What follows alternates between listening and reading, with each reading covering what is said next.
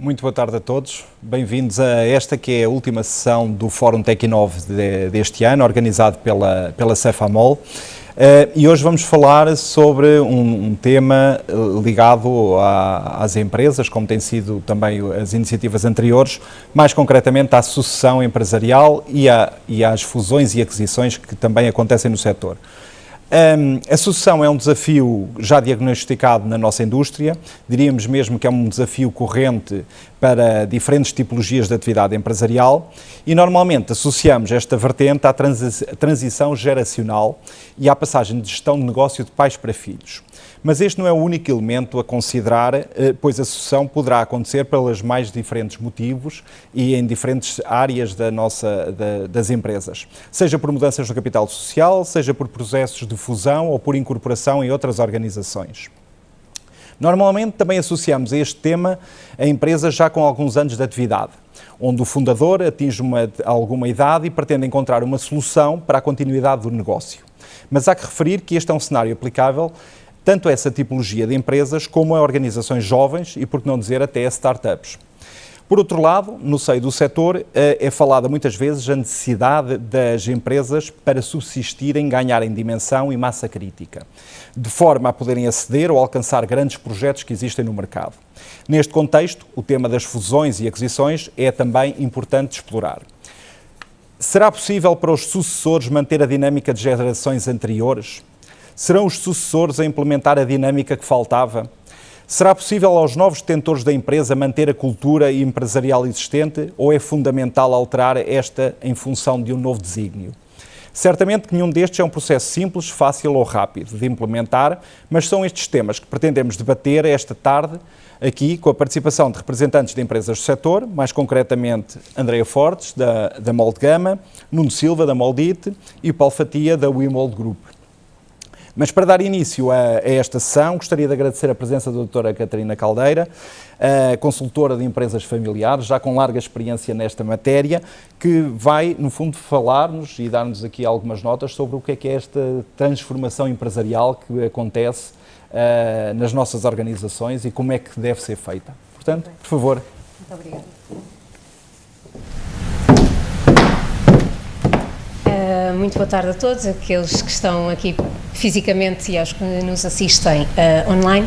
Eu queria, antes de começar, agradecer mais uma vez o convite para falar de um tema que para mim é muito próximo, é muito familiar, que é um tema vasto, um tema complexo, que requer muita profundidade, mas espero que pelo menos com esta apresentação possa levantar aqui um bocadinho o véu de alguns tópicos para podermos refletir e podermos debater sobre esta questão da sucessão.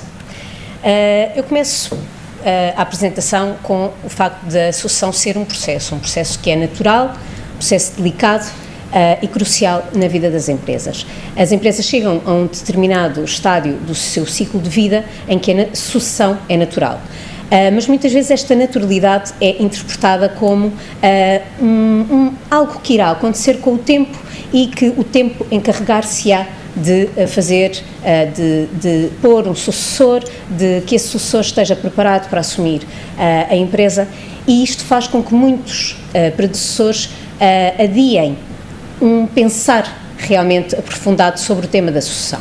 Isto faz com que muitas vezes se dê a sucessão de uma forma abrupta, ou seja, de uma forma repentina e inesperada, muitas vezes por morte ou doença ou incapacidade súbita do líder, em que existe realmente uma pessoa que é lançada para a sucessão e que ou seja, nessa altura se tem que confrontar com inúmeros desafios para os quais não se sentia ou não estava preparada para. Mas há outra forma de encararmos a sucessão, que é exatamente uma sucessão planeada, uma sucessão que se faz de uma forma gradual e pensada, ou seja, que se faz com planeamento. Qualquer uma das duas formas dá origem a uma passagem realmente do testemunho e ao aparecimento de novos líderes. Para além disso, o processo de sucessão é um processo de mudança.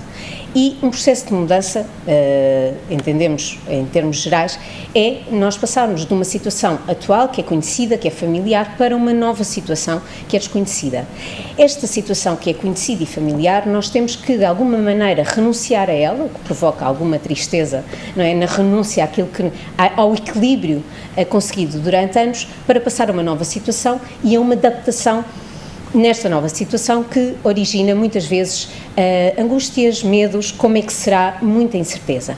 E tudo isto, quer a tristeza, quer o medo, faz com que existam muitas resistências para que a sucessão não possa, ou não seja realmente pensada com tempo.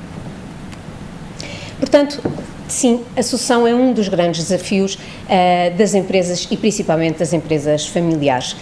Isto porque, e também é uma das causas mais significativas da mortalidade destas empresas. E, portanto, há que ver que pensar nas empresas familiares, que são a grande maioria das empresas, não só neste setor como noutros, nós temos aqui 3 áreas, a área de família, a área da empresa, a área da propriedade, que têm preocupações distintas, mas que se intersetam. E esta interseção de áreas com preocupações e objetivos tão distintos faz com que acresça uma complexidade muitas vezes difícil de gerir. Isto porque uma mesma pessoa pode ter 3 papéis na empresa. Pode ser, é membro da família, é acionista ou futuro acionista ou sócio da empresa e pode ou não ser também um colaborador. E isto, no dia-a-dia das empresas, implica que a própria pessoa, imaginemos que ela realmente está com os 3 papéis, tenha que saber gerir e diferenciar como tem que responder a cada uma das situações. É como colaborador da empresa, quer esteja na estrutura, quer esteja num cargo de direção da empresa, é como sócio, quando vai à Assembleia Geral, e aí tem que pôr o chapéu de sócio e as preocupações enquanto acionista, que é a de rentabilidade do capital, ou eu estou preocupado em termos familiares, porque em termos familiares a mim interessa-me, sobretudo, a união da família, a manutenção de determinados valores, a inexistência de conflitos e, portanto, há que saber gerir muito bem estas 3 áreas e diferenciar os papéis. Então, que opções é que, quando nós pensamos na sucessão, nós podemos ter nas empresas familiares, ou noutras empresas? Nós podemos ter uma passagem de 1 para 1, que se calhar a maioria das pessoas vai poder dizer, não, mas esta é mais fácil, não é? Se é de 1 para 1, ele vai-me suceder e, portanto, não há aqui problema nenhum. Não é bem assim, bem pelo contrário. Podemos ter uma sucessão de 1 para vários, estamos a falar, por exemplo, de empresas que passam de pais para filhos, não é? E aqui passa de 1 para vários, em que estes vários podem todos eles querer suceder na empresa familiar e, portanto, temos aqui passagem de uma cabeça para várias, em que tem que existir uma construção de uma relação baseada no consenso para que possa haver aqui uma gestão de expectativas que possam satisfazer, não é? Ao chegar a uma solução que satisfaça a todos. Temos depois a possibilidade de ser uma passagem de vários para vários, por exemplo, estamos a falar de empresas de irmãos, não é? Ou de primos e que passam também para os seus descendentes, não é? E aqui há uma grande complexidade também. Ou então também nesta situação podemos ter empresas que são fundadas por pessoas que não têm relação de parentesco, são apenas sócios da empresa, mas que querem passar a empresa aos seus sócios, a empresa ou o grupo. E, portanto, aqui acresce à dificuldade de ser uma empresa, na altura não é familiar, não é? Mas acresce aqui o termos 2 famílias, com educações, com valores, com culturas muito distintas e que vão ter que conviver no futuro a nível empresarial. E, por fim, temos a hipótese de uma sucessão de vários para apenas um. Isto pode acontecer realmente com famílias que, com o longo do tempo, não é, ou com muitos descendentes, pode haver, de facto, muitos que não queiram continuar o negócio e, portanto, a passagem seja apenas para um, pode haver aqui compras de capital para ficar realmente apenas um a suceder. Nos desafios realmente que estas empresas têm na sucessão é de facto haver um alinhamento da família empresária sobre a sucessão e sobre o futuro da empresa. É imprescindível haver uma confiança nos sucessores e uma mudança de papel. extremamente importante esta mudança de papel dos predecessores de uma situação de protagonistas, de atores, para o papel de tutores dos seus descendentes e dos sucessores da empresa. E isto é uma mudança que não é muito fácil de acontecer. Então, nós temos como fatores-chave da sucessão, temos o tempo, que é essencial para uma passagem tranquila e sem sobressaltos, ao contrário daquela inesperada que tem que acontecer sim ou sim. Temos a confiança realmente que tem que ser desenvolvida nos sucessores, que é também uma confiança que vai crescendo gradualmente, à medida que eles vão assumindo maiores responsabilidades, e uma comunicação autêntica na família, uma comunicação fluida, honesta, em que se possam colocar as questões em cima da mesa, sem medo, que muitas vezes existe nas famílias, de ferir os sentimentos das pessoas que estão, principalmente dos predecessores. E, portanto, isto nem sempre é muito fácil de acontecer, exatamente porque existe uma transição, existem mudanças e reestruturações que implicam necessariamente desequilíbrios. E estes desequilíbrios são sentidos como ameaças, e perante uma ameaça aquilo que nós fazemos é proteger-nos e tentar, o mais rapidamente possível, encontrar um novo equilíbrio. Mas este novo equilíbrio, não é, e rápido, que queremos alcançar, muitas vezes vai reforçar uma comunicação autoprotetora, uma comunicação que é uma comunicação mais defensiva, que não permite realmente a abordagem dos temas de uma forma clara, e isto vai, de facto, dificultar o processo de sucessão. Então, o processo de sucessão é de facto um processo longo, no mínimo de 3 anos, que depende da existência clara de um ou vários sucessores preparados, com conhecimentos, com experiência, com competências, com capacidade de liderança e que reúnam a confiança da geração seguinte. E este processo de sucessão é dividido, ou podemos dividi-lo em diferentes fases. Temos a primeira fase, não é? A fase da planificação da sucessão, uma fase de preparação do sucessor ou dos sucessores, uma fase de transmissão e de coliderança. Estas duas fases, tanto a de preparação como a de transmissão e de coliderança, ocorrem simultaneamente, não é? Enquanto os sucessores estão a ser preparados, também existe uma coliderança no órgão de administração da empresa e, por fim, uma retirada. Esta retirada dos predecessores ou dos atuais líderes normalmente situa-se entre os 70 e os 80, não é? Às vezes um bocadinho antes, quando as empresas são visionárias e realmente conseguem começar a preparar a sucessão antes, e coincide também com uma etapa entre os 40 e os 50 dos sucessores. Vamos então ver um bocadinho destas fases mais ao pormenor. A fase da planificação da sucessão é essencial para que todo o processo realmente corra bem. Temos que auscultar os predecessores e a geração seguinte. E esta auscultação... Oi, peço desculpa. Que isto veio aqui... Ok, estávamos aqui... Ok. Esta auscultação do predecessor implica perceber claramente quais são as suas intenções de saída da empresa e o espaço temporal em que isto vai ocorrer, ou seja, até quando eu me vejo aqui na empresa com funções executivas. Depois, as expectativas que os predecessores têm em relação aos seus possíveis sucessores, não é? Que opções é que eles veem no horizonte. E depois, auscultar realmente que medos e inquietudes estão presentes, não é, para a sua retirada, não é? Há um medo muitas vezes porque não existe a confiança de que os seus sucessores possam realmente continuar o projeto que ele criou e do qual tem tanto carinho, não é? É muitas vezes o filho económico dos fundadores, principalmente, e portanto é muito difícil largar se nós não temos a confiança de que quem vai receber vai cuidar dele da mesma maneira como nós cuidamos. Claro que nunca será da mesma maneira, mas vai mantê-lo e vai cuidá-lo, vai continuá-lo.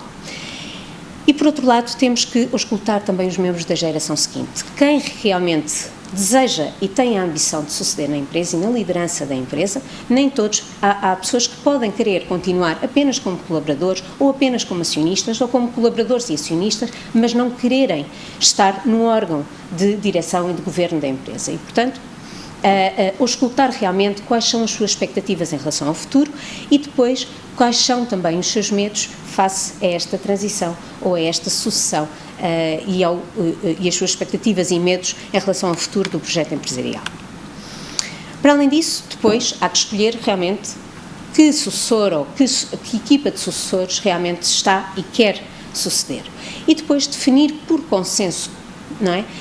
E entre as duas gerações, coisas muito importantes, como o alinhamento da visão para o futuro do projeto empresarial familiar, qual o perfil, tendo em conta o modelo consensuado, qual o perfil que o líder ou que os novos líderes devem ter, depois fazer uma avaliação das competências atuais destes sucessores e ver o gap, o que é que eles precisam de adquirir ou desenvolver ou melhorar para, na situação de retirada, estar preparados para assumir. E, por fim, definir as ações internas ou externas de preparação dos sucessores para assumirem a liderança do negócio. Passamos então para a fase, a planificação está feita, passamos então para a fase da preparação. Isto ocorre, é o conjunto de ações que foram diagnosticadas e que precisam realmente ser feitas ao longo do tempo, são calendarizadas, são feitas ao longo do tempo para que o sucessor ou os sucessores possam estar preparados para assumir a liderança. Esta preparação, tal como disse anteriormente, coincide também com um período de co-liderança. Este período de co-liderança é entre as duas gerações envolvidas no processo de sucessão e que coabitam durante um tempo no órgão de governo da empresa. Se por um lado isto é uma oportunidade de aprendizagem para os sucessores e também para os predecessores para verem, não é, e receberem algumas coisas também dos sucessores, por outro lado é um envolvimento e responsabilização gradual dos sucessores, ou seja, eles não entram de repente no órgão de administração e têm que tomar as decisões todas rapidamente e sem estarem preparados para isso. Mas é também um período que implica muitas tensões e muitas angústias e potenciais conflitos, exatamente por esta convivência, por este reajustar de visões entre as duas gerações, que nem sempre é fácil de lidar.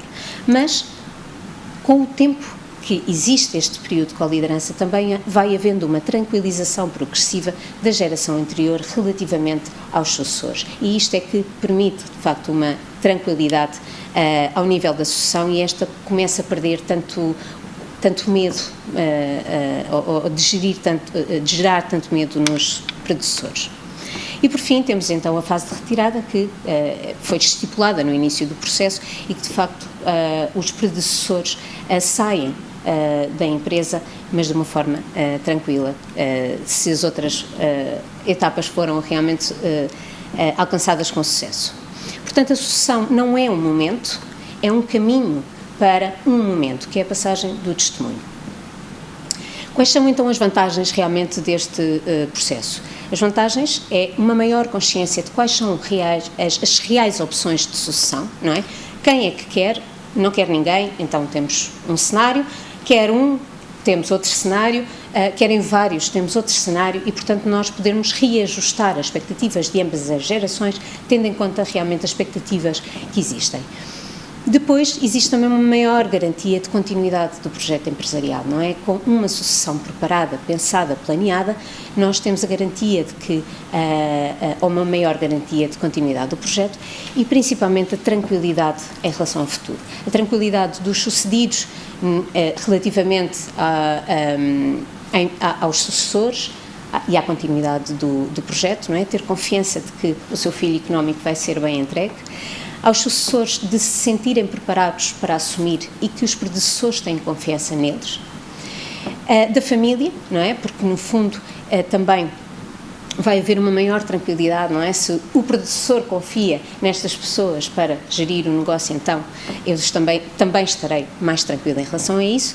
Uma tranquilidade da empresa, ou seja, a empresa, os seus colaboradores, vai vendo a gradual responsabilização e o assumir de novos rostos na empresa e, portanto, quando se dá o momento da retirada, já não é esta situação abrupta, não é? Então, e agora? Que gera muitas inquietudes. Não, é algo que foi ocorrendo ao longo do tempo e, portanto, eles estão preparados para que isto aconteça e veem isso de forma natural. Gradualmente eles vão pedindo à geração seguinte, não é? Já não recorrem sempre ao predecessor, vão recorrendo à geração seguinte, e isto faz com que realmente a passagem seja também tranquila para a empresa e também para o exterior, não é? A empresa lida com muitas instituições, com muitas associações, e se o exterior começa a ver que já não é só este rosto, e começam a aparecer outros rostos, e que este primeiro rosto tem confiança nos rostos seguintes, então isto também dá uma maior tranquilidade, garantia que a continuidade da empresa se vai dar. Mas também temos bastantes dificuldades, não é? O adiamento na preparação da sucessão, exatamente pelos medos e resistências que falámos, a falta de clareza de expectativas do predecessor e dos sucessores. Se o predecessor não assume claramente, eu quero sair daqui a X anos e eu vou sair daqui a X anos e quero preparar para isso, então é muito difícil, não é? Porque depois existe, eu quero sair, sim, vocês são os meus sucessores, mas depois não existe de facto uma saída das funções executivas e então existe esta dúvida, não é? De quem é que está, de quem é que toma realmente as decisões. E, portanto, tem que haver uma clareza em termos de expectativas e depois daquilo que se implementa de facto. Depois, uma falta de comunicação autêntica entre as duas gerações, os medos e inquietudes não elaborados, que não são falados e que estão dentro de cada uma destas gerações e que podem realmente fazer com que algumas situações se tornem potenciais situações de conflito, exatamente porque aquilo que se tem medo ou aquilo que se está por detrás não pode ser falado. E depois a indiferenciação de papéis que existe, não é? Das pessoas não conseguirem diferenciar como é que têm que responder, estando aqui questões de família, questões emocionais, à mistura com questões empresariais, com questões de propriedade que às vezes complicam as decisões e tornam-nas confusas. Então, a preparação da sucessão tem que ser feita a 4 níveis, tem que se preparar os sucedidos, sucessores, a família e a empresa. Então, isto requer um conjunto de necessidades que, inevitavelmente, cada uma destas pessoas, por assim dizer, tem. Como sucedido, como predecessor, o que é que eu necessito para me preparar para a sucessão? Desmistificar a ideia de que retirada é igual a uma situação de inatividade, não tem que ser. Isto porque se tem que ir ao longo do tempo criando e encontrando interesses alternativos que ajudem a redistribuir o tempo que estava investido somente na empresa. Tem que entender e comprometer-se para uma mudança efetiva de papel na empresa. Tem que retomar adequadamente uma relação mais próxima com o cônjuge, não é? Tiveram muito tempo na empresa e agora vão estar muito tempo em casa e já não estão muito bem habituados e vão estar em casa já sem os filhos, não é? Porque nesta etapa e já para além do síndrome do ninho vazio, não é? Têm ali só o cônjuge e agora, não é? Parece que é uma nova situação também que tem que se adaptar. Aceitar que esta nova etapa da vida, e é uma etapa da vida que de facto traz limitações com os anos e há que ir pensando também nisso, inevitavelmente, e melhorar a comunicação com os sucessores para que exista e para que esta nova etapa possa decorrer sem mal-entendidos e sem potenciais conflitos. Enquanto sucessores, o que é que necessitamos? Realmente ter as competências e conhecimentos para dirigir a empresa, ser apoiado e reconhecido pela família, especialmente pelo predecessor, que as suas decisões sejam respeitadas pela família, que a comunicação com a família seja uma comunicação clara, honesta e construtiva, ter uma visão da empresa que seja partilhada e alinhada com a família e conseguir identificar as causas dos conflitos e os obstáculos para a sua resolução, porque isto vai trazer confiança e o suporte emocional entre os membros da família. Portanto, tem que ser uma pessoa geradora de conflitos. Isto também é um papel dos sucessores que eles têm que ter presente a quando de assumir a liderança do negócio. E depois temos então a preparação da família e da empresa. A preparação da família significa gerir as mudanças que a sucessão vai ter, porque vamos imaginar que nós estamos a falar realmente de uma passagem de pais para filhos, não é? E nós vamos ter, durante muito tempo, uma etapa em que é o pai que toma as decisões e depois temos os filhos que estão numa mesma linha, não é? Estão alinhados neste sentido, têm a mesma posição. Mas com a identificação dos sucessores, se calhar alguns destes filhos vão passar para a posição do pai. E isto vai trazer complexidade na gestão das relações de família. E, portanto, temos que pensar e gerir estas mudanças que podem afetar a família e criar órgãos de governo de família.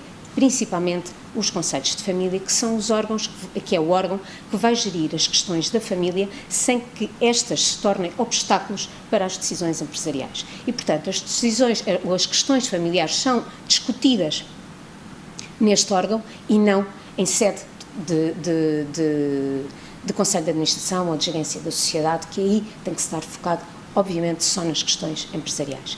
Há questões que, obviamente, surgem neste órgão, mas que se são questões que afetam a família, então têm que ir a este órgão de Conselho de Família para poderem ser geridas e não discutidas no órgão de administração.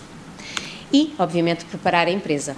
A evolução da estrutura de responsabilidades, uma formalização dos sistemas de alta direção e o estabelecimento de órgãos de governo adequados e eficazes, nomeadamente o Conselho de Administração e a gerência, ou a Gerência da Sociedade. Ao longo do tempo, as famílias e as empresas vão realmente vão crescendo. A família vai crescendo, a empresa vai crescendo e isto traz complexidades acrescidas e, portanto, que têm que ser geridas. Portanto, aquilo que funcionava com o predecessor vai deixar de funcionar a determinada altura da vida e do ciclo de vida das empresas. Então, há que realmente pensar nas evoluções necessárias ao longo do tempo para que a empresa não sofra com a complexidade. Há que estruturar, há que colocar regras para que a empresa possa continuar e de uma forma saudável. Então, há que obter um consenso relativamente ao modelo empresarial de futuro que se quer, não é?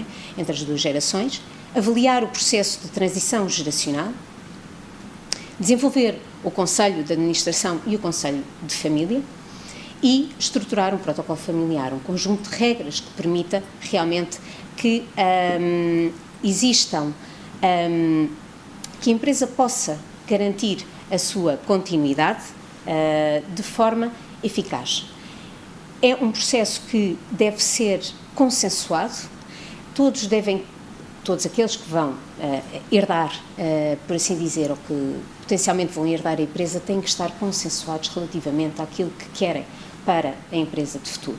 E isto implica que há que definir regras de trabalho, regras de direção da empresa, regras de criar canais de comunicação entre empresa e família para que ajude na diferenciação de papéis, que é tão importante nas empresas familiares, e isto realmente dá uma melhor garantia de que a continuidade pode ser alcançada e de uma forma saudável, sem tantos sobressaltos.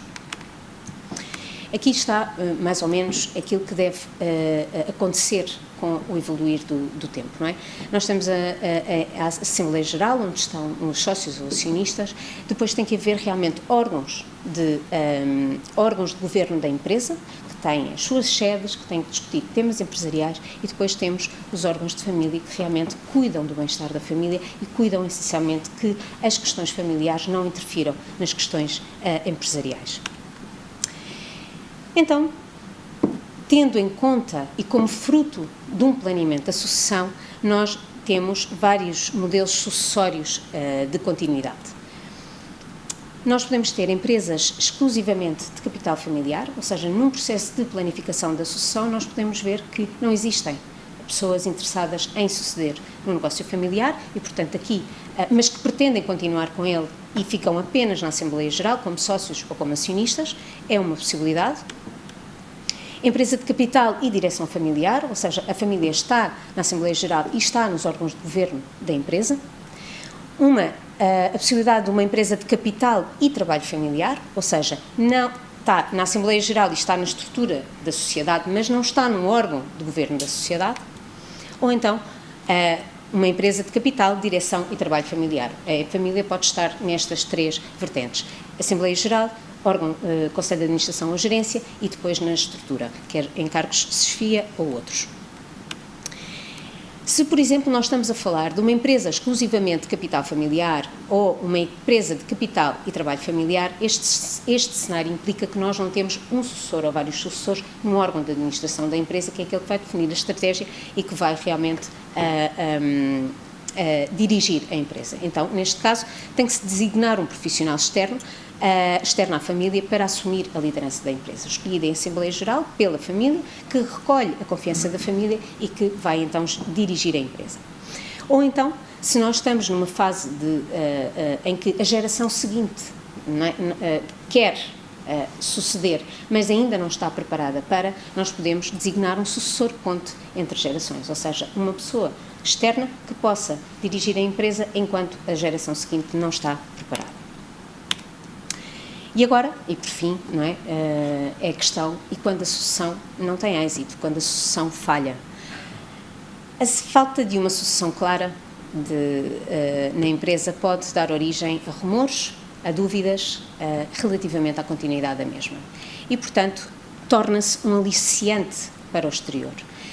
E, portanto, pode haver ofertas de compra da empresa, de aquisição da empresa, pode haver ofertas para uma fusão da empresa, ou, quando não se faz nada, uma falência a médio e longo prazo, exatamente pela falta de uma sucessão.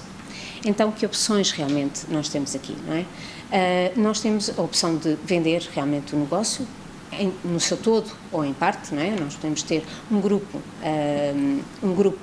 empresarial familiar em que pode optar por vender apenas alguns negócios da família, mas não outros, não é? E, portanto, a empresa continua e a sua continuidade continua assegurada, ou então realmente não há a sucessão falha e realmente não há a possibilidade de continuidade, e então aí há, de facto, uma venda do negócio. Optar por uma fusão, e aqui a mesma situação, ou então não fazer nada, deixando então que o tempo atue, que muitas vezes leva, de facto, à falência das sociedades, exatamente por uma falta de sucessão das mesmas. Então, para finalizar, porque já me excedi um bocadinho, diria, e apenas deixar esta ideia, não é, de que a passagem do testemunho é, de facto, o último grande teste de um líder, e o planeamento da sucessão deve ser encarado como o projeto final carreira do líder, e, portanto, há que investir nele em vez de continuar a querer investir no crescimento das empresas e do grupo, e passar isto realmente para as mãos da geração seguinte com confiança e tranquilidade.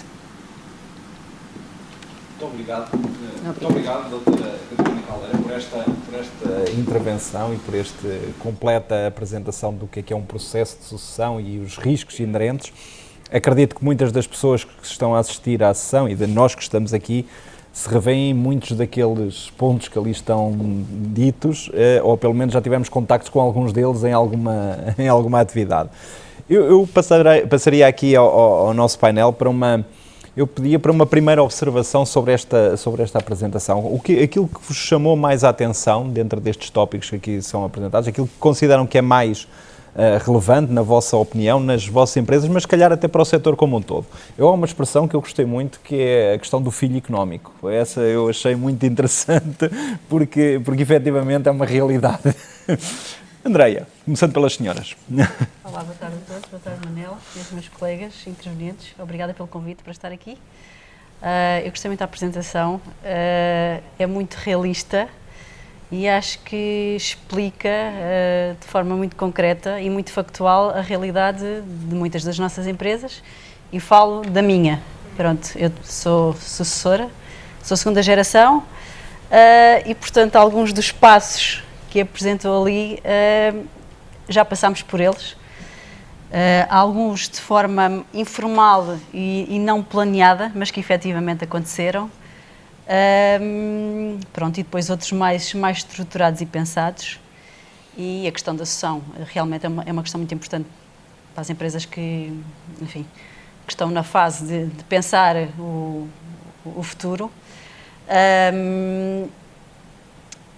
e é preciso investir de facto tempo nisto e levar as coisas a sério, porque acho que acima de tudo, quer seja o predecessor, quer sejam os sucessores, o objetivo principal e comum deve ser o bem da empresa, não é? Porque é património emocional e económico, tanto da geração anterior como das gerações vindouras, e acima de tudo deve-se colocar um bocadinho os egos de parte, não é? E os sentimentos e a parte emocional, e olhar para o bem comum. Pronto.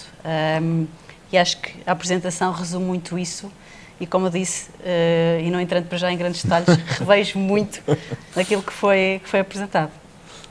Muito bem. Nuno. Muito boa tarde, obrigado também pelo convite, obrigado à doutora Catarina pela apresentação que fez. Eu diria que o mais importante para mim de tudo, e que é o centro, é a questão do planeamento, e portanto, planeamento como noutras atividades, e nós sabemos tão bem, e que não somos tão bons a fazer, também aqui o planeamento é determinante para que as empresas possam ter uma continuidade com tranquilidade e com sucesso. E, portanto, eu acho que esse é o facto que eu destaco desta apresentação, que é muito rica, é muito importante, mas que é realmente importante nós percebermos que o planeamento da sucessão, seja ela de que forma for, porque existem múltiplas formas, é o mais importante. Muito obrigado. Paulo? Olá, muito obrigado pelo convite. Eu falo um bocadinho numa vertente diferente, porque eu não faço parte de nenhuma família empresária, mas já passei por vários projetos familiares e há uma linha comum. É o facto o proprietário quer passar o testemunho. Ele no fundo quer, mas às vezes é difícil, porque o lado emocional é muito forte, não é? E aqui na apresentação eu destaco a necessidade de ter a consciência de que é preciso fazer a sucessão. Quando o empresário, de facto, toma a consciência e diz eu quero fazer a sucessão, tudo o resto vem um bocadinho atrás, mais devagar, mais depressa, mas isso acaba por acontecer. Aqui o importante é o clique, é ter o clique. Eu quero preparar alguém para me suceder. Eu acho que isso para mim foi o que eu notei de mais importante nesta apresentação. Muito bem, eu também gostaria de lembrar a quem assiste que podem colocar os vossos comentários, as vossas sugestões no chat que temos e que certamente vamos partilhar aqui e colocar aqui neste debate. Eu continuando nesta lógica, mantendo para já o circuito, já vou inverter, para a Andreia não se sentir aqui sempre a primeira conta, mas qual é que é o maior desafio para a transição geracional? No fundo, na lógica das empresas, o que é que elas enfrentam? Qual é que é a maior dificuldade, o maior desafio, a maior preocupação que podem ter?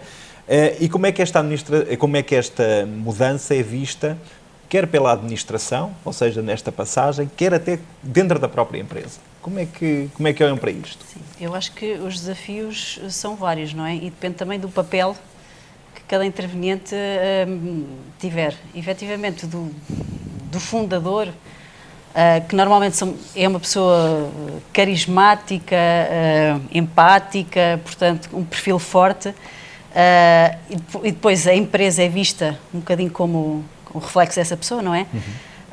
A preocupação dele é tentar perceber se a pessoa que virá depois dele, se tem essas características que ele teve e que fez com que ele conseguisse fundar algo de raiz, não é? Acho que vai muito por aí.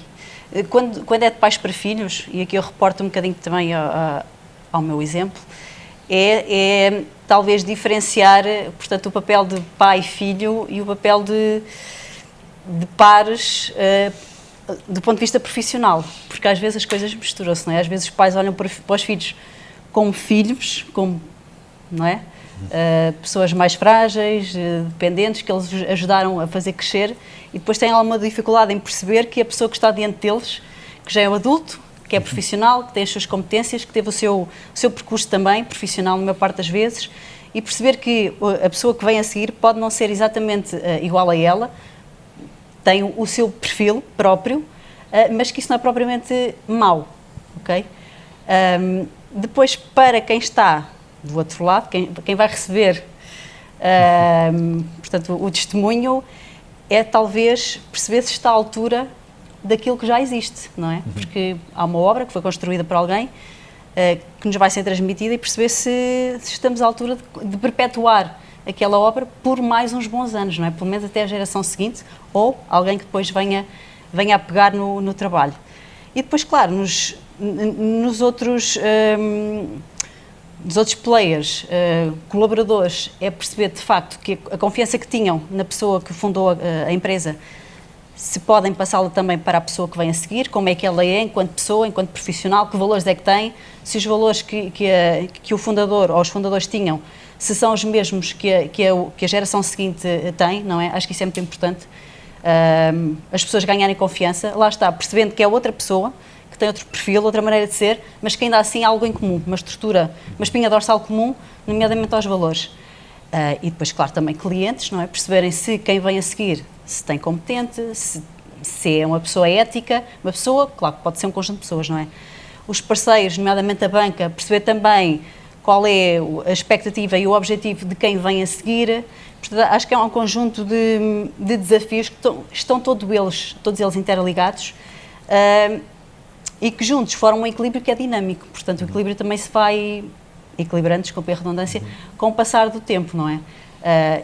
Aqui, mais uma vez, reporto-me também um bocadinho à minha situação e acho que foi isto. Do lado do meu pai perceber que eu já não era só filha, a bebé dele, filha mais velha, menina, a vir para um mundo de homens, porque o nosso setor dos moldes, acho eu que ainda é muito, muito masculino, e portanto vir uma rapariga de 30 anos vinda de Lisboa, de outro setor que não tinha nada a ver, e entrar no mundo de homens,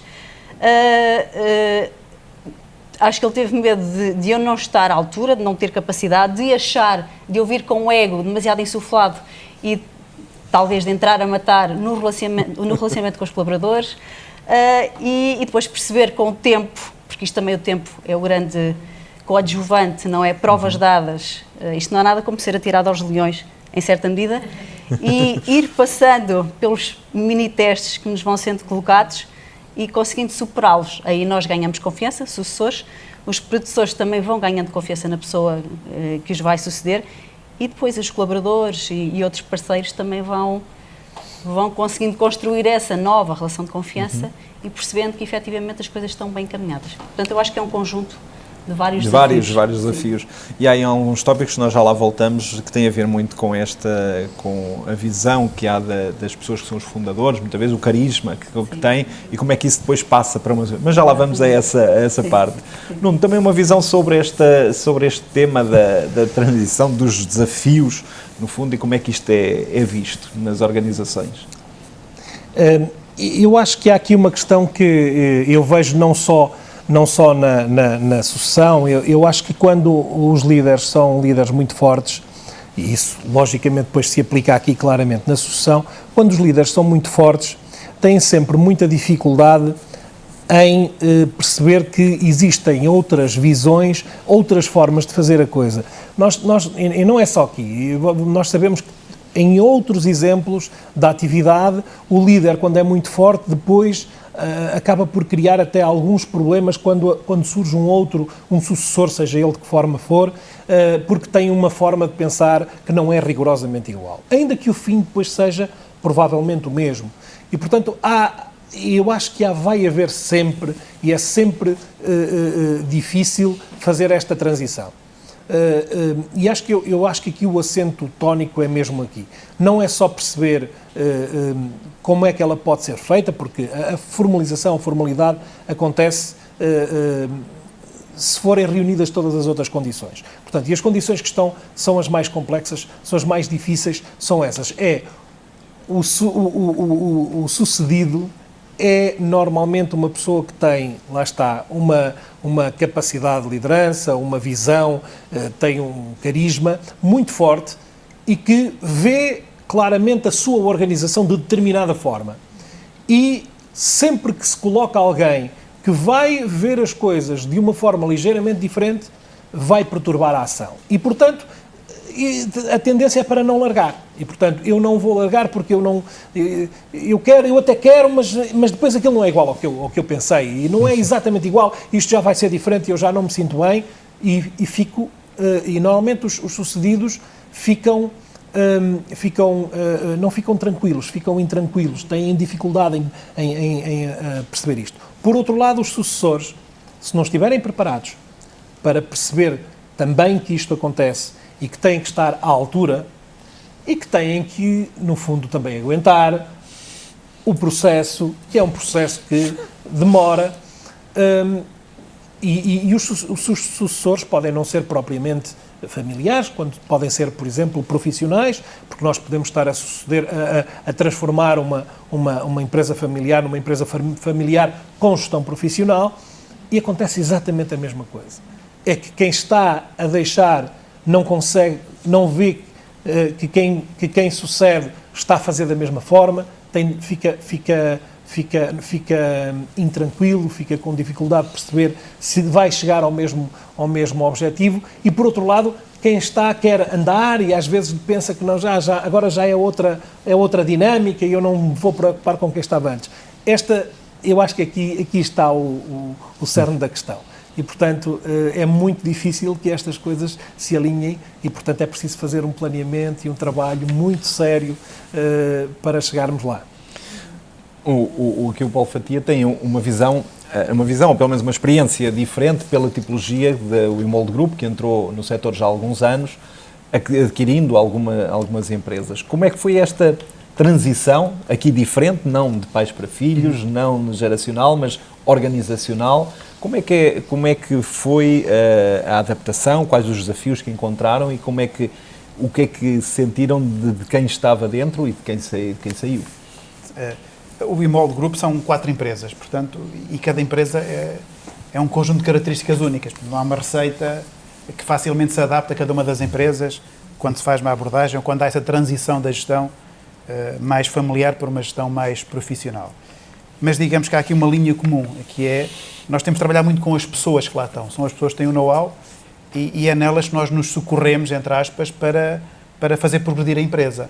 É claro que, naturalmente, haverá sempre algum ajustamento na estratégia, algum ajustamento na organização, mas tentamos envolver as pessoas, até que muitas vezes estes modelos de aquisição passam por contar com os acionistas anteriores ou com os anteriores donos das empresas, portanto, gostamos de contar com eles, quando possível, portanto, farão parte também dessa evolução organizacional, mas tentamos colocar na gestão do dia-a-dia o alinhamento ou alinhar as pessoas com a nossa estratégia. Eu acho que esse é o segredo também para conseguir fazer alguma evolução que é natural, alguma evolução, alguns objetivos também de crescimento que normalmente existem, e para mim, digamos que o segredo é fazê-lo com as pessoas.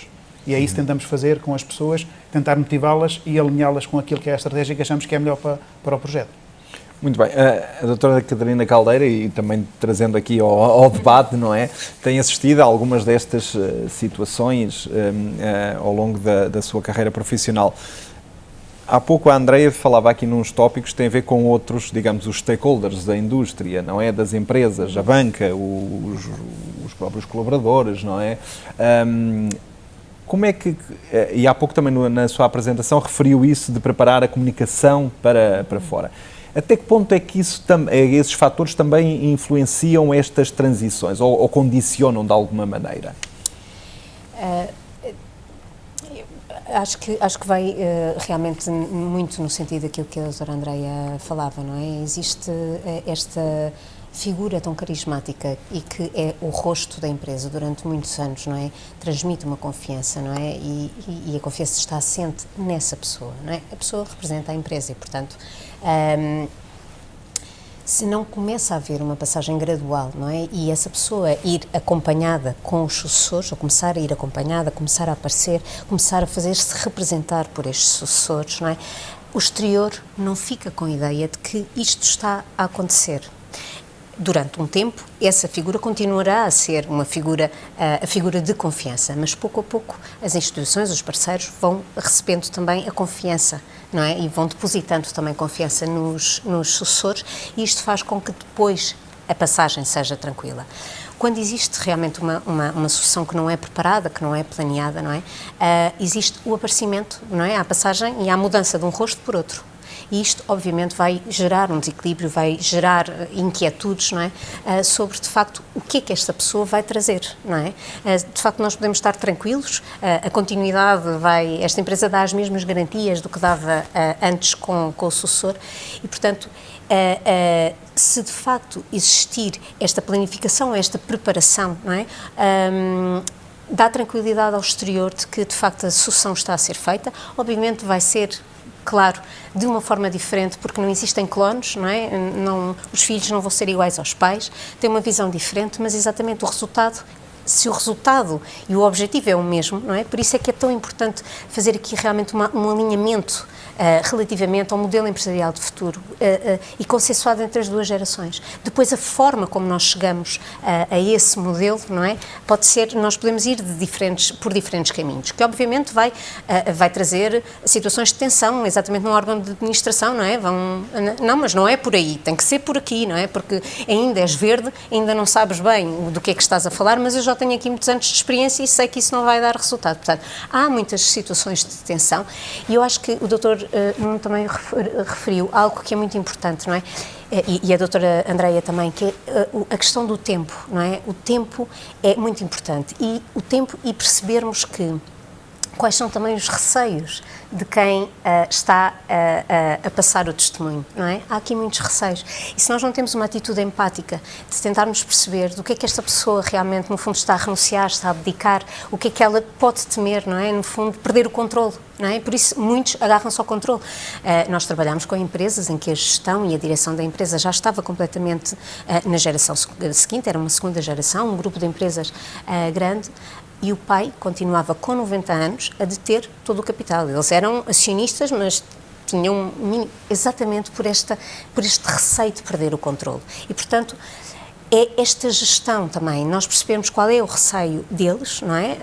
O receio do exterior, não é? Podemos ver isto a diferentes dimensões, ao exterior, ao receio dos predecessores, para também conseguirmos, enquanto sucessores, não é? Também com as nossas coisas, mas conseguimos perceber e dar resposta a isso. Se nós tranquilizarmos estes medos, nós vamos conseguir mais facilmente que eles nos ouçam e que confiem em nós e que deem um bocadinho mais de espaço para nós podermos realmente assumir ou demonstrar que a nossa visão ou que a nossa forma pode ter o mesmo resultado.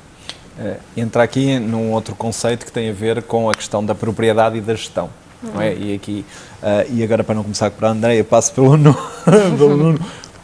E não falando apenas no caso concreto das vossas organizações, mas como é que vocês olham para as empresas que conhecem quer dentro do setor, quer noutras áreas, esta relação entre propriedade e gestão, que muitas vezes está integrada, é a mesma, não é? Mas provavelmente vai ter um campo aqui grande para poder ser transformada e passada a uma outra vertente. Como é que vocês veem este tema? E agora começando pelo Nuno, para não... Muito bem. Aliás, era uma das questões que eu agora estava a pensar que é determinante também neste setor. É que o setor dos moldes é tradicionalmente um setor onde a propriedade e a gestão está na mão dos fundadores, ou esteve até agora na mão dos fundadores, e tem uma outra questão, é que não é só propriedade e a gestão, é um negócio. Tradicionalmente, a indústria de moldes tem o negócio na mão dos seus fundadores, sócios das empresas, que não só têm então o capital, como também têm a gestão. E eu acho que este é, acima de tudo, um perigo maior, porque nós também sabemos e conhecemos da realidade do nosso setor de empresas, onde quando o fundador, quando o proprietário deixou de estar na empresa, a empresa perdeu substancial parte do seu negócio, porque ele detinha essa informação e ele não passava essa informação. Falo, por exemplo, das áreas comerciais, que são nucleares no nosso setor, onde a maior parte do conhecimento de comercial, de negócio, está na mão dos proprietários. E, portanto, este é um tema muito, muito difícil para nós e que está à vista com uma série de situações já que aconteceram no nosso setor. Portanto, esse é um tema que eu tenho algumas vezes falado sobre. Eu acho que é muito importante que as empresas que começam normalmente, e neste setor nós temos esse exemplo, muitas empresas começam muito pequeninas, pessoas que saem de umas para as outras e que fundam pequenas empresas e que se organizam e que vão crescendo ao longo do tempo, que até têm crescimentos muito acentuados e que depois não conseguem dar o salto. Aliás, é por esse motivo que o nosso setor tem empresas relativamente pequenas. Nós não temos empresas ou não temos conjuntos de empresas significativos. Temos empresas pequenas porque elas depois não conseguem dar o salto para uma organização mais profissionalizada e crescer de outra forma, estruturar-se de outra forma, ter dimensão crítica suficiente. E não conseguem porquê? Exatamente porque quem detém o negócio, em especial na área comercial, é o líder, porque também aconteceram muitas situações em que, quando se começou a passar para uma equipa comercial ou para uma equipa de gestão que começou a deter o negócio, rapidamente eles saíram e fundaram novas empresas. E, portanto, essa foi uma situação que aconteceu e que fez com que o setor ficasse desta maneira. Nós temos 500 e tal empresas. A grande maioria das empresas são relativamente pequenas, têm uma escala relativamente pequena, embora hoje se começou a criar, hoje nos últimos anos, tivemos algumas situações como com algumas fusões e aquisições, mesmo mantendo alguma estrutura familiar. Mas esta é uma situação clara no nosso setor, onde a necessidade de estruturar bem a organização profissional e passar um pouco a informação para a organização tem que acontecer e não aconteceu. Andreia. Eu concordo na íntegra com aquilo que o Nuno disse e faço praticamente 100% das palavras dele as minhas. Acho que é um grande dilema que ainda existe hoje em dia em muitas das nossas empresas, não só no nosso setor moldes, mas também noutras, que é a questão de conseguir separar a parte da gestão e depois a parte da detenção do capital. Como o Nuno disse, e bem, é verdade, as empresas foram fundadas por pessoas muito carismáticas não só internamente para os seus colaboradores, como também para criar relações comerciais com os clientes. São relações humanas. No final de contas, somos todos pessoas e as relações humanas têm também uma componente muito forte.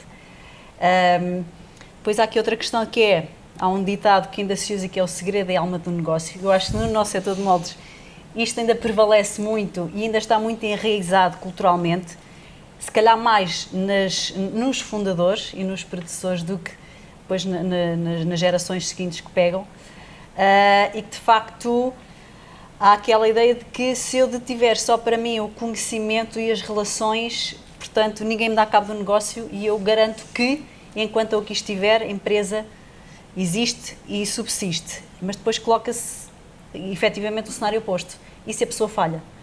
Porque mais uma vez somos todos humanos, nós não sabemos o dia da manhã, podemos ter um acidente, uma doença, podemos querer mudar de vida por algum motivo e há um bem maior, que deve ser o bem maior, que é a empresa, não é? Porque a empresa não é, embora a empresa seja propriedade de alguém que a funda, dela dependem também muitas outras pessoas, nomeadamente os colaboradores, as famílias, cuja vida, do ponto de vista económico, depende da empresa. E há que olhar para isso e, portanto, sem dúvida que a gestão deve ser, a meu ver, o mais profissional possível, mesmo que isso signifique que depois a segunda geração não vá assumir a administração da empresa ou do grupo de empresas, que fique só com capital ou, porventura, que o melhor para a empresa se perpetuar seja ser adquirida por outro grupo ou fundida com outra. Acho que, acima de tudo, se deve ter o objetivo e o foco bem alinhados, que é o que é que eu quero acima de tudo, o que é que um fundador, acho eu, quer para o seu filho, é que ele perpetue o máximo possível e da melhor forma possível. E às vezes, para isso acontecer, há que fazer sacrifícios do ponto de vista emocional, que podem passar por integrar na equipa pessoas de fora, com uma visão mais isenta e imparcial, mas se calhar muito mais correta para o futuro próspero da empresa. Acho que é muito por aí. Portanto, concordo com o Nuno e acho que isso é um dilema que existe muito no nosso setor. Sim. Paulo, e como é que isto é visto de quem vem de fora e tem as empresas, tem durante muito tempo também os antigos proprietários ainda também a colaborar? Há aqui, eventualmente, em alguns casos, possa haver filhos ou sucessores ou nessa fase, mas mudam para uma dinâmica diferente. Como é que desafios é que encontraram aqui nesta ligação entre a gestão e a propriedade? Como é que vocês veem isto? Em relação à propriedade, normalmente a situação fica logo resolvida ou fica definida à partida. Nós, quando intervimos sempre com a maioria do capital, sem fechar as portas, obviamente, a ter a colaboração de anteriores acionistas, numa lógica mais minoritária, mas o grande desafio, de facto, é como é que eu consigo manter o know-how, muitas vezes está muito concentrado no fundador, que começou a empresa do zero, portanto, conhece o negócio da A a Z, não é? Como é que nós conseguimos mantê-lo dentro da organização?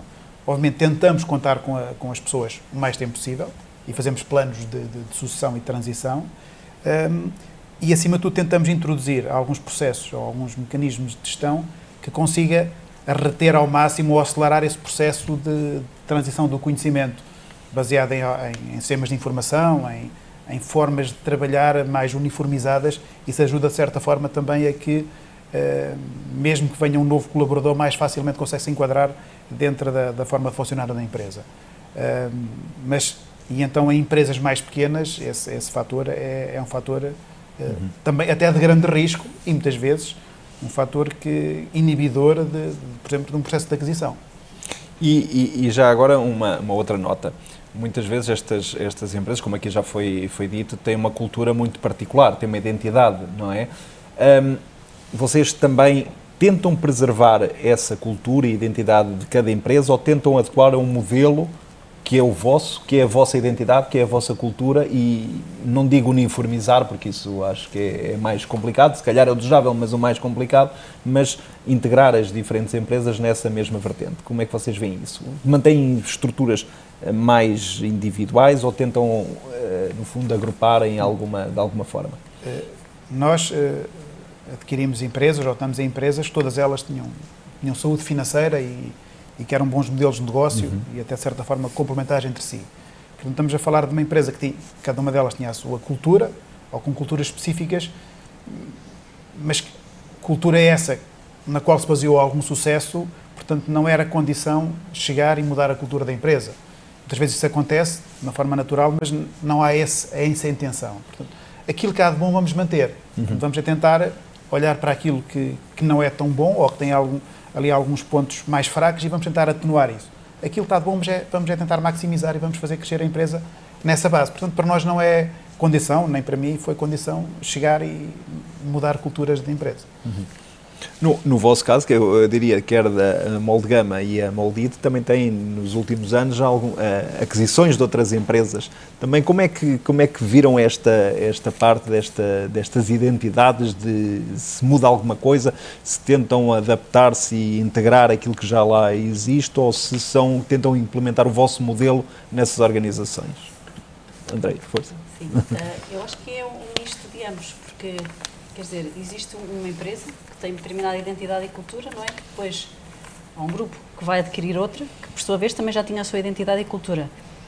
Mas acho que o objetivo final é sempre uniformizar de alguma maneira as coisas. Obviamente, como disse o colega, aquilo que a equipa vencedora não se mexe, mais ou menos isto, não é? Portanto, o que existe e funciona bem é de manter, mas com determinadas adaptações, até porque quando há aquisições e fusões, muitas vezes há uma componente de recursos, nomeadamente recursos humanos, que se calhar fica em excesso em determinadas áreas mais cross, e portanto aí é preciso fazer uma reestruturação que implica muitas vezes despedimento e se cria um ambiente às vezes também um bocadinho complicado, é preciso explicar às pessoas que ficam o porquê, os motivos, o propósito, os objetivos e depois também tentar alinhar a médio e longo prazo. Obviamente que isto não é uma coisa que é feita de um dia para o outro e tem os seus desafios, porque há sempre resistência, não é?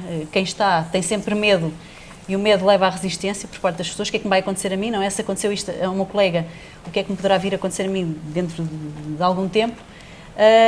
E acho que é muito trabalhar a parte das relações humanas, da parte da psicologia e portanto, da comunicação empresarial e explicar que, efetivamente, há coisas que têm de ser feitas, há adaptações que têm de ser feitas para um bem comum, mais uma vez, que acho que isso é o principal, explicar às pessoas que é um bem comum que abrange não só os colegas que existiam da empresa anterior, do grupo anterior, e depois que os vão também incorporar a elas, explicar-lhes, por assim dizer, o modelo da floresta. Obviamente, nós somos pessoas, não somos robôs, portanto não somos programáveis e alteráveis de um dia para o outro, ainda bem, como é óbvio, mas naturalmente que terá de haver, acho eu, uma convergência a médio e longo prazo, um alinhamento, não é? Porque senão depois também andamos a pensar em determinada forma, em determinada estratégia e as pessoas andam a ver as coisas de forma enviesada e também não é profícuo e não é o que se pretende, acho eu. Nuno. No nosso caso, antes de mais, eu gostava de dizer que a Moldit já tem um modelo de gestão profissional desde o início, porque os fundadores, ou os donos, os atuais donos da Moldit, nunca estiveram, digamos, claramente a gerir a empresa. Têm uma ou outra área industrial e, portanto, a Moldit já foi uma aquisição, um deles foi fundador, mas depois foi uma aquisição e, portanto, a Moldit já tinha um modelo de gestão profissional. Nós acabámos por comprar, entretanto, mais 2 empresas e fundar uma outra. É sempre muito difícil, do meu ponto de vista, é sempre muito difícil.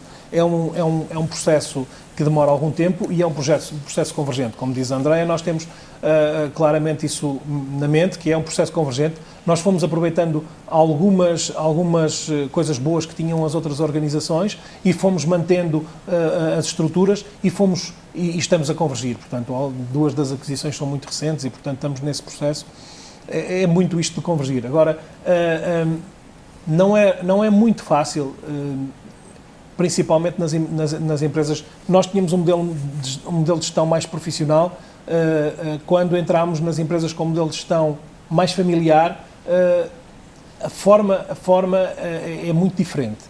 A forma de gestão, até porque todas as decisões estavam numa única pessoa e, de repente, a responsabilidade tem que se distribuir pela organização e isto teve um efeito muito difícil, porque as pessoas não estavam habituadas a ter responsabilidade, ou antes tinham responsabilidade, mas não tinham a decisão. Portanto, havia ali uma parte da responsabilidade que não era delas, e a partir do momento em que têm que assumir responsabilidade é difícil.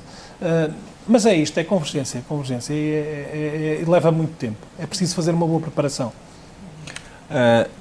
Com a doutora Catarina Caldeira, da experiência que vão tendo nas empresas e daquilo que já foi aqui falado, que muitas vezes que as empresas são a imagem do seu dono, nestes processos de sucessão, aquilo que vão vendo e que vão assistindo, na maioria dos casos, mantêm esse perfil, as empresas, quando vêm as novas gerações, ou os novos detentores ou proprietários, mantêm a lógica do sucessor ou são radicalmente diferentes, normalmente? Tentam querem mudar aquilo que já estava feito, aproveitando o que está de bom, claro, mas têm uma grande apetência à mudança ou a manter uma linha condutora? Daquilo, como é que vocês veem, em termos mais abrangentes, obviamente? Quando realmente existe, e estamos nesta fase da sucessão, e daí é tão importante, de facto, haver aqui um modelo empresarial de futuro que seja comum, não é? Que seja olhado de uma forma comum.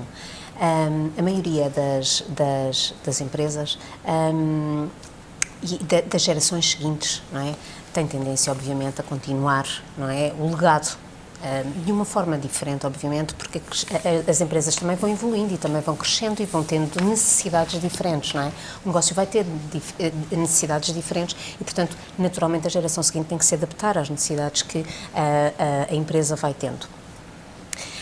E, portanto, existe esta tendência. Quando nós intervimos, não é? É exatamente, e esta questão da identidade eu acho que é importante, não é? Manter a identidade é manter os valores da empresa, é poder pensar sobre eles, não é? E quando nós intervimos com as empresas, é no fundo pensar o que é que nós temos hoje, que valores é que nos trouxeram até aqui e aqueles que nós vamos querer que se perpetuem ou não para o futuro, não é? Quais são as necessidades, tendo em conta o modelo que nós temos para o futuro, esta visão partilhada, alinhada, consensuada e realmente quais são as necessidades que nós temos então para o futuro. E quando isto está consensuado, isto é a base. Se a base está sólida, não é? Existe realmente uma continuidade e uma perpetuação, não é? No sentido de haver uma identidade que não se perde, não é? Que vai adquirindo formas diferentes de se expressar, mas a base é a mesma. Mas também existem muitos casos, não é? Isto vai pegar também noutros temas, mas não me vou perder neles. Também depende muito. E há pouco a doutora Andreia falava numa coisa que também é muito importante. Nas empresas familiares existe muita dificuldade em se poder ver. As relações são relações familiares. Os filhos entram na empresa, mas não deixam de ser filhos, continuam a ser filhos e, portanto, esta questão de diferenciação de papéis é muito importante. É difícil nós lidarmos com o nosso filho agora na empresa, não como o filho, mas sim como o gestor, não é? O diretor da área comercial ou o presidente da comissão executiva, não é? Porque eu já estou numa função não executiva, vamos imaginar, não é? Portanto, isto realmente leva tempo, não é? E é preciso que exista aqui tempo para que exista esta adaptação e nós podemos também diferenciar estas relações, não é? Agora, Os medos existem, é preciso falar sobre eles.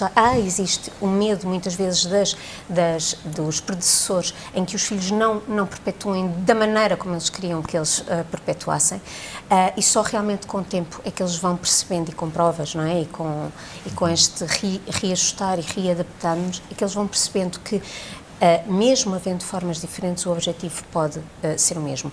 Há famílias cuja rivalidade, de alguma maneira, entre esta detenção do poder, não só a nível de capital, mas quem é que manda aqui? No final de contas, a decisão é minha, não é? Portanto, eu quero assim e isto vai ser assim, não é? Isto cria também uma desmotivação e um distanciamento e um afastamento da geração seguinte, não é? Se isto é assim, eu não quero estar aqui, não é? Eu quero estar noutra empresa em que me reconheçam o meu valor, que reconheçam que eu pelo menos possa pôr as minhas ideias, não é? Não impô-las, não é? E está aqui esta questão, quando é muito esta questão da imposição, não é? Eu tenho poder para impor, não é? Aqui é onde as coisas realmente se perdem, não é? Há uma desmotivação da geração seguinte e há, de facto, aqui este reforçar dos medos do sucessor, porque não há espaço realmente para que as relações mudam, não é? E tem que mudar necessariamente. O filho tem que começar a ser visto pelo pai de uma forma também mais profissional. Muitas vezes, e pegando naquilo também, no ponto que o Dr. Nuno estava a referir, é muito importante diferenciar. Uma empresa familiar não tem por que ser de gestão familiar. Não, a gestão é profissionalizada. A empresa tem que caminhar nesse sentido para uma gestão profissionalizada, sendo detida pela família. Por isso é tão importante a criação e discutir as questões das diferentes áreas. As questões de gestão são discutidas no órgão de administração da empresa, as questões de família têm que se criar um órgão de família para gerir as questões de família ali nesse órgão, em sede desse órgão, e as questões de capital têm que ser discutidas em Assembleia Geral. E, portanto, as coisas não têm por que se confundir, mas exatamente porque, como começa tudo e é tudo ao mesmo tempo, e a pessoa é a única, é a que está na Assembleia Geral, é a mesma que está no órgão de administração, é a mesma que está na estrutura, isto às vezes realmente é difícil fazer esta passagem. Exato. Eu gostaria de lembrar que podem colocar questões ou comentários sobre esta intervenção. Eu creio que temos uma pergunta, pelo menos, do público. Eu pedia ao Patrício Tavares só para nos dizer qual é essa questão. Sim, boa tarde. Temos uma questão do Vítor Pereira, que tem uma filha de 15 anos como provável sucessora, e por isso gostaria de perguntar à Andréa Fortes como foi a entrada dela na empresa, se sempre fez parte da empresa mesmo antes de terminar a sua formação académica ou se só depois da mesma, e já agora, qual a sua área de formação? Obrigada pelas perguntas. Portanto, eu tive eu sou engenheira química de formação, pronto, embora nunca tenha trabalhado na área, sem ser no estágio curricular. Depois apercebi-me, quando estava a acabar o curso, que se calhar, se pudesse voltar atrás de tempo, não tinha ido para a engenharia, tinha ido para a economia, eventualmente à gestão. Pronto. Isto é o que faz, nós temos de optar, de fazer opções curriculares cedo na vida. E, portanto, eu tive o meu percurso profissional antes de vir trabalhar com o meu pai. Eu trabalhei até 2010 em Lisboa, trabalhava numa consultora de sistemas de informação. Depois, mais ou menos de forma natural e não prevista para aquela altura, aceitei a proposta, por assim dizer, do meu pai. Pronto, por um conjunto de circunstâncias pessoais, fazia sentido a minha mudança e a minha entrada naquela altura. Se me tivessem perguntado anos antes se eu, com 29 anos, queria trabalhar com o meu pai, a minha resposta era: taxativa, nunca na vida, porque lá está, isto é misturar o lado emocional, o lado profissional, papéis estão todos dentro do mesmo saco. Portanto, a minha entrada naquela altura não foi planeada, pela altura em si, mais tarde, sim, porque era uma coisa que era falada em casa. Eu acompanhava a fábrica, mas, portanto, acompanhava em âmbito familiar daquilo que ia ouvindo do meu pai, dos problemas que normalmente, quando há mais chatice, é quando se fala mais. Pronto, como eu disse, em determinada altura, tendo eu já experiência profissional, o que eu acho que é bom, nós temos experiências anteriores, aprende sempre, é sempre enriquecedor, não é condição sine qua non, obviamente, foi o meu caso, porque assim o foi. E, portanto, em 2010, colocou-se a possibilidade em cima da mesa de eu integrar um projeto que o meu pai tinha na altura, com a empresa dele e com outras pessoas. Eu assim aceitei. Integrei na altura a área de controle de gestão e a área financeira, também quase de forma casual, circunstancial. É uma área de que eu gosto muito de números, não sei se tu gostas, mas eu gosto muito de números. E continuo hoje, passados 10 anos, muito ligada a essa área. Claro que também trabalho na área de recursos humanos, também estou na administração da empresa, também sou acionista, pronto. Obviamente que a empresa é uma média empresa, portanto acabo por ter intervenções em várias áreas.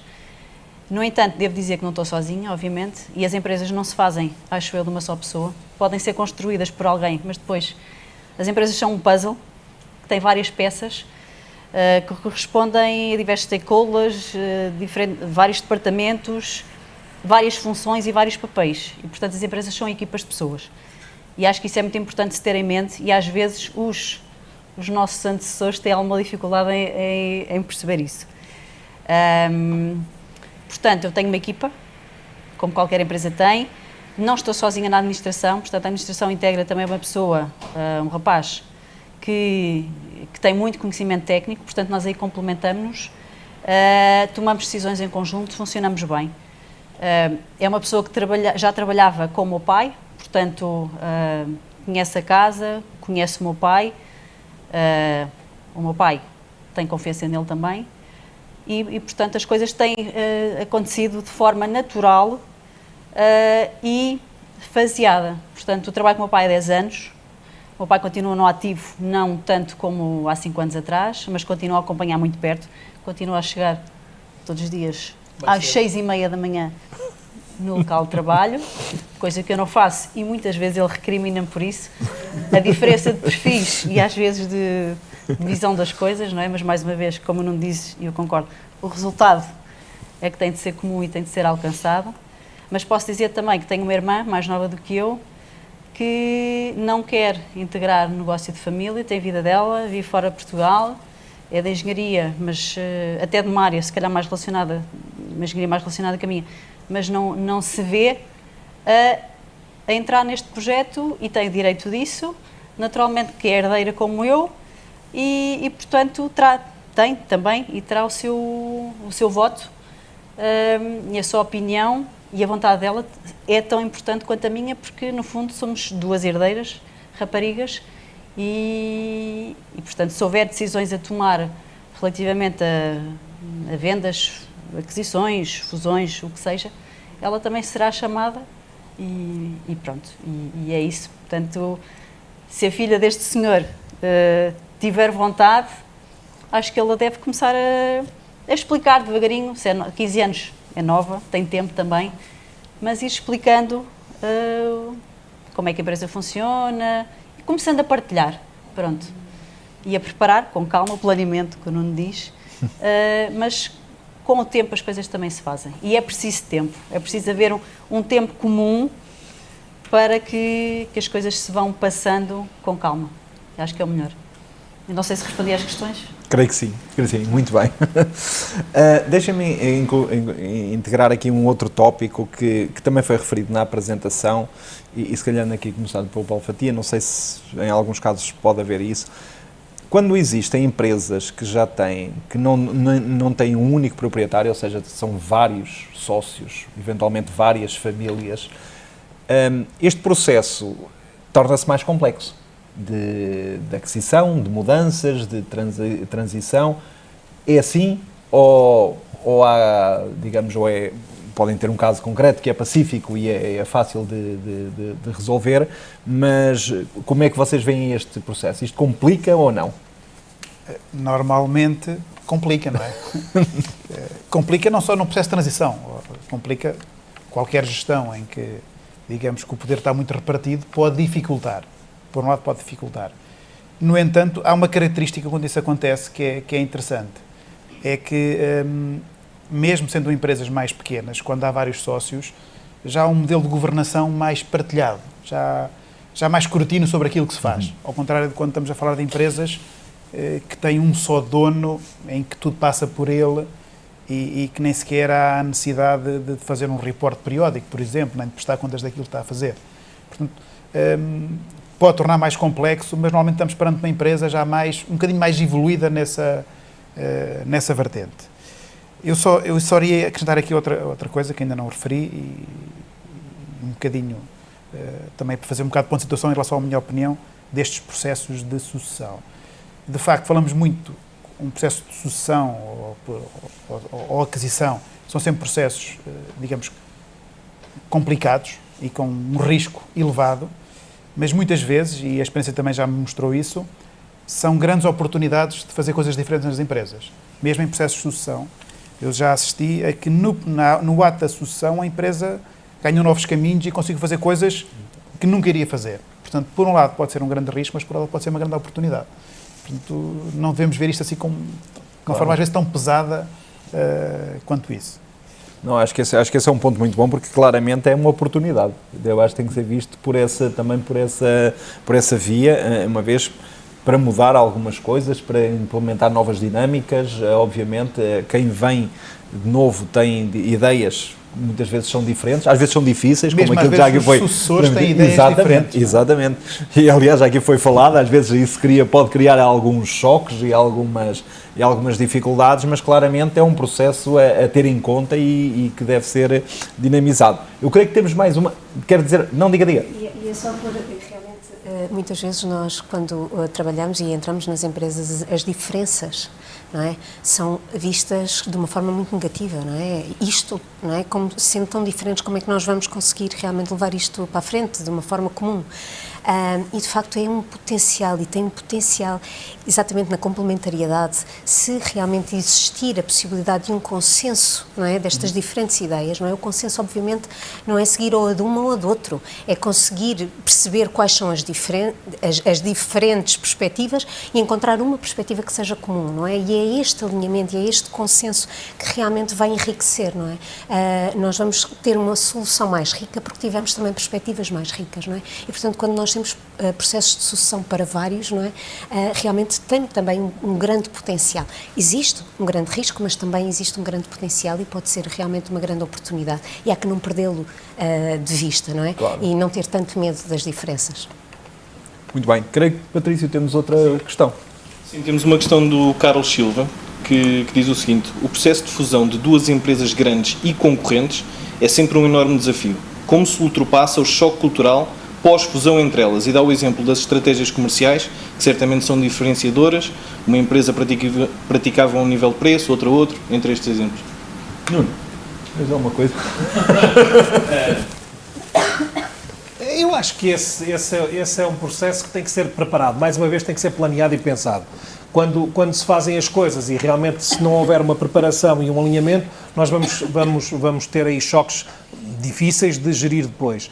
Portanto, se a empresa que compra ou se as empresas que decidem fundir-se, dependendo aí da estrutura de capital, como ela ficar, se forem capazes de perceber antecipadamente que existem grandes diferenças, nomeadamente níveis de preços, tipologias de clientes, etc., têm que fazer um trabalho de alinhamento, de organização, para posteriormente conseguirem lá chegar. Nós tivemos aqui um exemplo com a nossa última aquisição, em que efetivamente tínhamos algum desalinhamento, e o que fizemos foi pensar e planear esta forma de integrar as empresas. Não o fizemos num primeiro momento, deixámos correr algum tempo e depois iniciámos esse processo de alinhamento das estratégias e, além disso, algumas pessoas pagaram alguma fatura, nomeadamente aquelas que não conseguiram alinhar-se no início.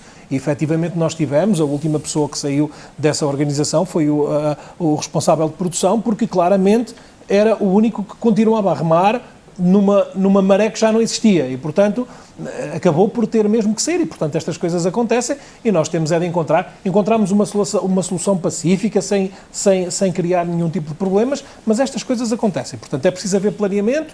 Mais uma vez, o planeamento é sempre muito importante e depois é preciso ser determinado também a tomar decisões, porque se não formos determinados e se levarmos muito tempo, isto pode danificar muito o processo de alinhamento. É mais ou menos desta forma, quer dizer, não há nenhuma, mais do que planeamento e organização, não há um segredo muito maior que esse, digo eu. Alguma coisa? Paulo, quer acrescentar alguma coisa? Eu já tive várias experiências de integrações e de fusões e causa alguns danos colaterais, normalmente, porque de facto nem toda a gente está preparada para uma certa forma de trabalhar. Eu costumo dizer que às vezes temos que trabalhar bem e demonstrar que trabalhamos bem. Isto não é fácil. E numa gestão, digamos que vou chamar mais profissional,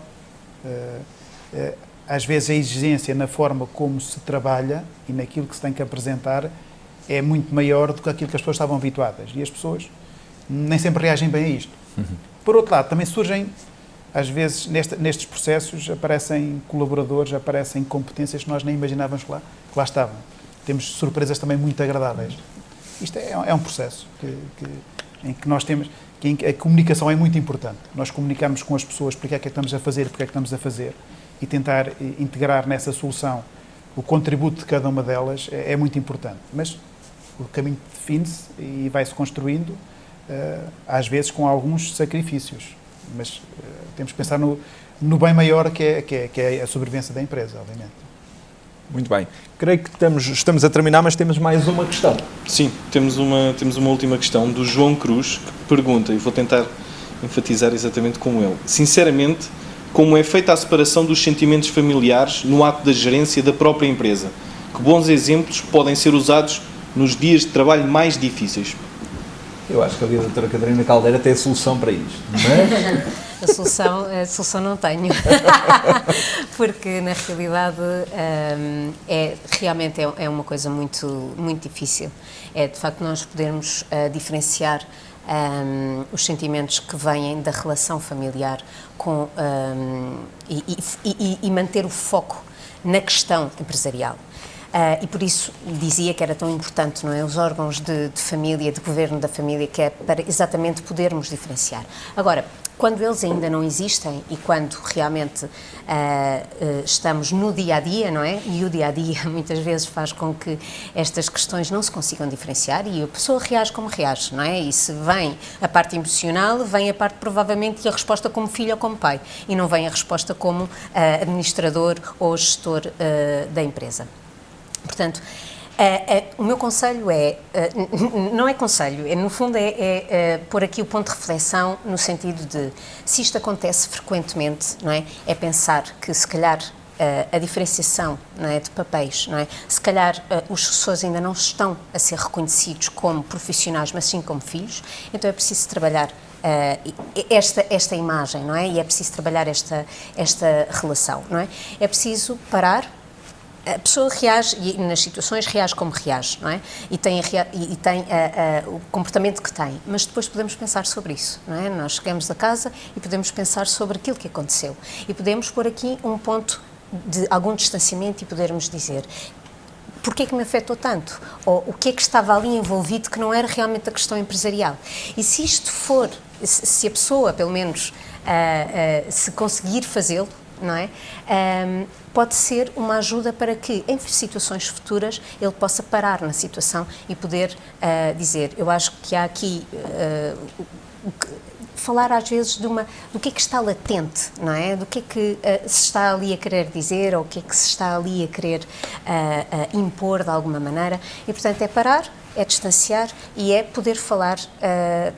Não, mas agora vamos focar na parte empresarial. Aquilo que eu queria dizer sobre a parte empresarial era isto, mesmo que seja no dia seguinte, não é? A quente, muitas vezes as coisas não sabemos, não é? Quer familiarmente, quer empresarialmente, as coisas não funcionam. Portanto, há que dar algum tempo, há que pensar sobre aquilo que aconteceu e não extremar posições. E que é muito difícil também, obviamente, há aqui realmente, muitas vezes, um extremar de posições que, às tantas, as situações perde-se o foco, há um braço de ferro que já nem sequer às vezes sabem porque é que existe o braço de ferro, mas existe exatamente porque não se consegue diferenciar as questões emocionais das questões empresariais. Portanto, a minha ideia é que possa haver esta reflexão e depois haver uma tentativa, não é, de uma abordagem diferente. Se esta tentativa, ou seja, com a prata da casa, não é, entre as pessoas intervenientes nestas situações de tensão, não é? Não conseguem, não é, mudar as suas posições ou readaptar-se ou reajustar-se, escutar o outro e tentar perceber e tentar encontrar aqui uma solução diferente, então aí provavelmente é preciso um trabalho externo neste sentido, não é? Poder realmente ver o que é que está ali a acontecer para que esta comunicação não esteja a ser fluida, para que esta diferenciação das questões emocionais esteja a ser tão difícil. E isso é um trabalho que nós ouvimos muitas vezes, não, isso é impossível, isso é impossível fazer. Não, não é. É possível fazer, é possível trabalhar com cada uma das partes, porque às vezes é muito difícil nós podermos colocar aquilo que nós sentimos e falar sobre aquilo que nós sentimos, o que pensamos, o que dizemos, o que é que o outro, muitas vezes o pai nos faz sentir, não é?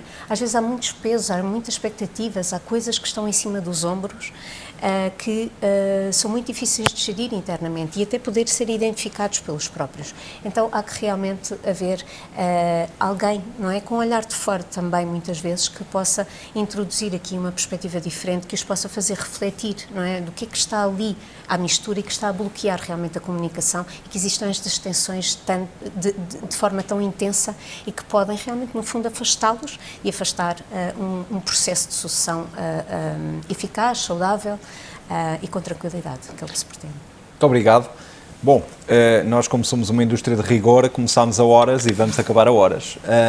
Queria, no entanto, deixar duas notas. Uma primeira para quem se está a assistir, que certamente terão no chat do vosso ecrã um link para um questionário onde podem nos dar os vossos comentários sobre esta sessão, sobre temas que gostassem de ver também tratados em futuras ações. Certamente este é um tema que nós vamos continuar a tratar e a acompanhar. Acho que há aqui ainda muito por falar e muito por fazer e creio que é de interesse do setor.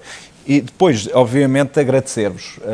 Agradecer a Andrea Fortes, ao Nuno Silva, ao Paulo Fatia, à Catarina Caldeira, por partilharem connosco, por se disponibilizarem a vir aqui falar connosco e partilharem as suas ideias, as suas experiências, as suas visões sobre estes temas e esperamos poder contar convosco em próximas edições. E a todos, muito obrigado e até uma próxima oportunidade.